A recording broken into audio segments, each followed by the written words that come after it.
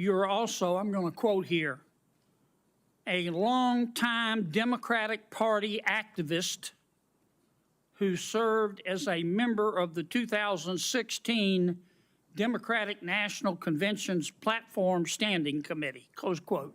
What you're about to see is one of those moments that perfectly shows how deep the hypocrisy runs in Washington. A senator asked a simple, straightforward question, "Do you support Hamas?" And instead of a simple no, we got minutes of dodging, deflecting, and emotional grandstanding.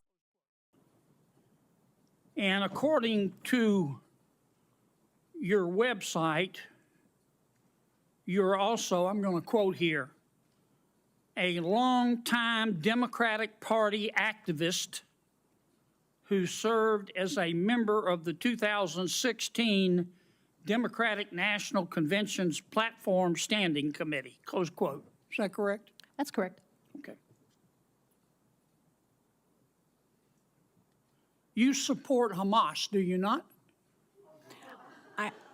Senator, oddly enough, I'm going to say thank you for that question because it demonstrates the purpose of our hearing today in a very effective way. Let's start first with a yes or no. Hamas is a foreign terrorist organization that I do not support, but you asking the executive director of the Arab American Institute that question very much puts the focus on the issue of hate in our country. Well, I got your answer, and I appreciate it. What is the, you support Hezbollah too, don't you? Again, I find this line of questioning extraordinarily disappointing, Is that a Senator. no? That Or you have Arab American constituents that you represent in your great state. Yes, ma'am, I understand that, but my time's limited, and I apologize, but is that a yes or a no? A yes or no question to do I support Hezbollah? The answer is I don't support violence, whether it's Hezbollah, Hamas, or any other entity that invokes it. You can't bring yourself to say no, can you? No, I can say no. I can say yes. But what I can say is your line of questioning.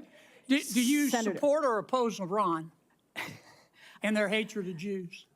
Again, I'm going to emphasize Iran, Hezbollah, Hamas, none of them is going to, You can't bring yourself to say no, can Sir, you? I don't support. It's real simple. Excuse me, I'm going to, if I may, as a Muslim woman, sir, I'm going to tell you I do not support Iran. But what I will tell you is that this conversation. I'm running out of time. I'm sorry. You called our decision to cut funding. You called our decision to cut fund. Well, first, what's the United Nations Relief and Works Agency? It's UNRWA, which is the institution that exists to provide services and aid to the nearly 6 million Palestinian refugees. And you called our decision to cut funding for them, quote, an incredible moral failure, close quote. That is absolutely correct. But again, I would suggest that conversation is about foreign policy. We did that because 9 UNRWA staff members were fired for actually helping Hamas on October 7th. Isn't that the case? I don't believe that that's correct in terms of... Let me ask you one more time. You support Hamas, don't you? You support UNRWA and Hamas, don't you? Sir, Please.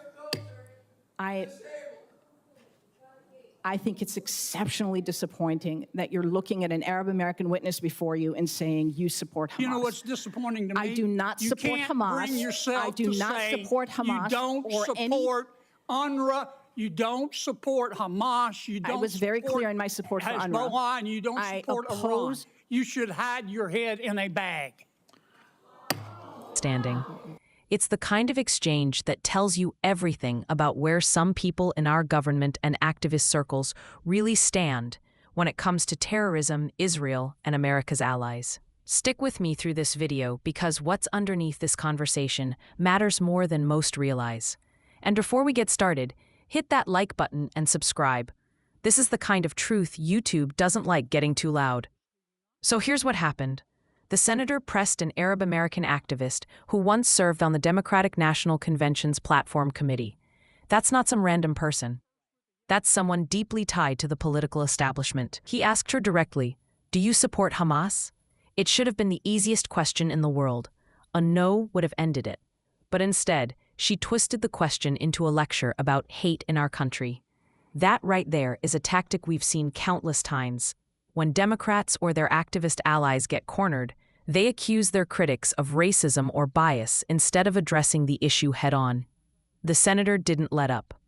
He asked if she supports Hezbollah. She said she doesn't support violence, which sounds nice until you realize it's a way to avoid condemning actual terrorist groups.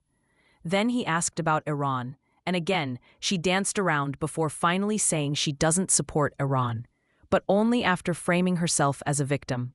This is what identity politics has done to America.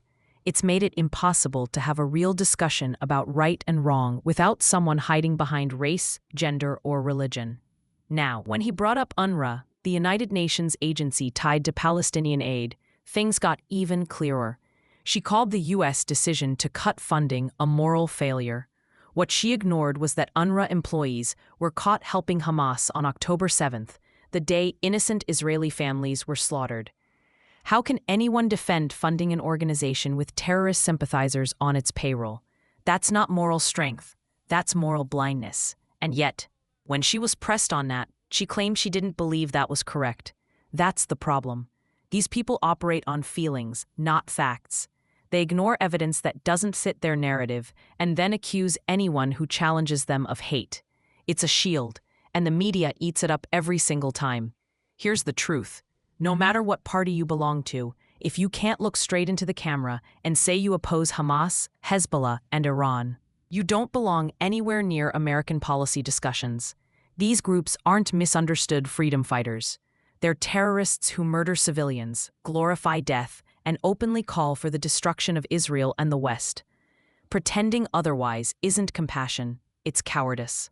What this exchange really exposed is how the modern left has blurred the lines between activism and anti-Americanism. They've made sympathy for our enemies sound virtuous, and they've convinced a generation that condemning terrorism is somehow offensive. That's not progress, that's decay. If you care about truth, if you care about America's values, and if you care about the safety of our allies, you can't stay silent while this ideology spreads. It's time to start calling this what it is: weakness disguised as empathy. If you agree that America needs more people willing to speak clearly and stand firmly, make sure to subscribe and share this video, because as long as we keep exposing these double standards, we're not just reacting, we're reclaiming the moral ground that too many have abandoned.